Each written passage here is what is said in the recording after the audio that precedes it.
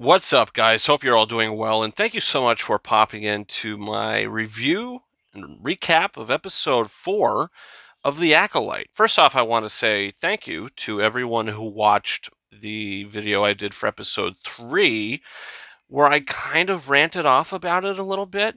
So if you watched that video, thank you so much for doing so, and if you are returning for this, thank you as well.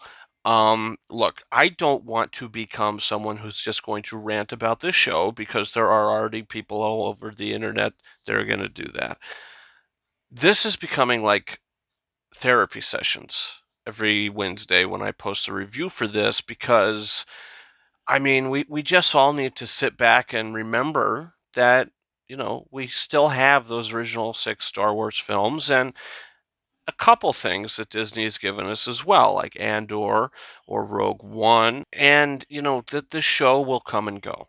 It'll come and go, and everybody will forget about it just because it's happening now and it's getting a lot of attention. It's going to disappear like a fart in the wind, I think. The last episode, so much happened in that episode that was just nonsense that, basically ruined the show for me and derailed the show for me. Everything that happened in that last episode. There's things in that episode that just are not Star Wars, and it doesn't feel like Star Wars.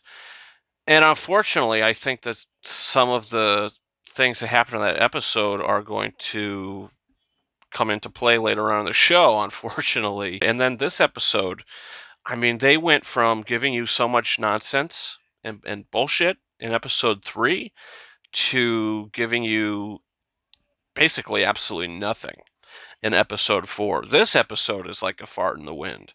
Um, it's, I think, the shortest one so far, and it feels like it. Like, if you blink, you'll miss it. And nothing happens in this stupid episode. It was just stupid how, these Jedi go on another mission to get Kalnaka because that's the last Jedi that, May's coming after, wants to kill. They also want to, I guess they think that they're going to intercept May as well because she's going to be coming for Kanaka as well. So, Saul says he wants to bring Osha because that's something that May wants.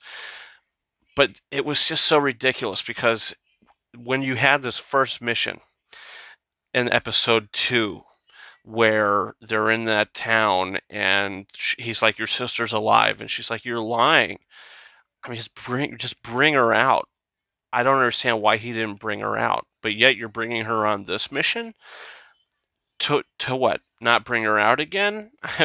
Is he gonna bring her out? I don't know, but it's so stupid. It's really bad writing. So they go and then they just walk through the woods for a little bit. And she occasionally stops, talks to Yord for a little bit, walks a little more, stops, talks to Jecki a little bit.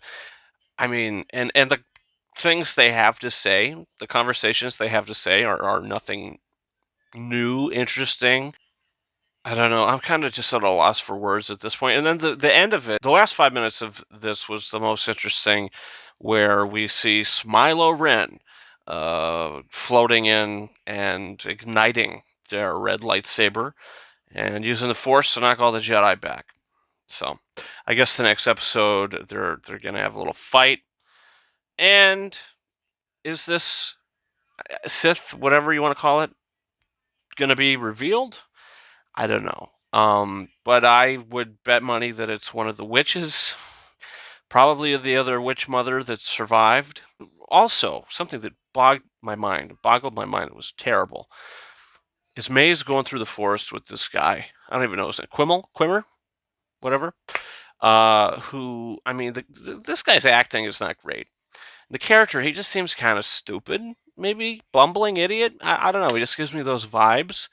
And he seemed very frightened throughout this whole episode. Some people think that he might be the Sith, but I don't really think so. To me, it seemed like the way he was talking was like, "Come on, you got to do this. We don't have time to rest. You got to do this." Because I feel like he knew that the Sith I don't even want to call it a Sith, but the Smilo Ren was there. Maybe he knew that he was going to be there, so we got to hurry up, or he's gonna kill us. I don't know. Um, but she has just a turn instantly, almost as quick as Kylo Ren's turn from bad to good. I mean, she went from 10 minutes ago saying, I can't believe my sister is with those Jedi scum. And she's, whatever she says about Jedi scum. And then she's like, you know what? I'm going to turn myself over to the Jedi. My sister, she's the one I'm aligned with. Even though she's part of the Jedi scum, she's where my allegiances are. And, hell, I don't have to do this. I murdered 2 Jedi. But that's okay. That's okay. I murdered them. They're dead.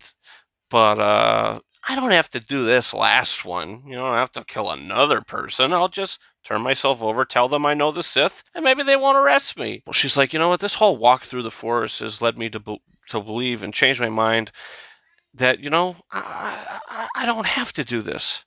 Oh, you walk through the forest? Your walk through the forest is what led you to change your mind? Okay, whatever. So yeah, she goes into the hut.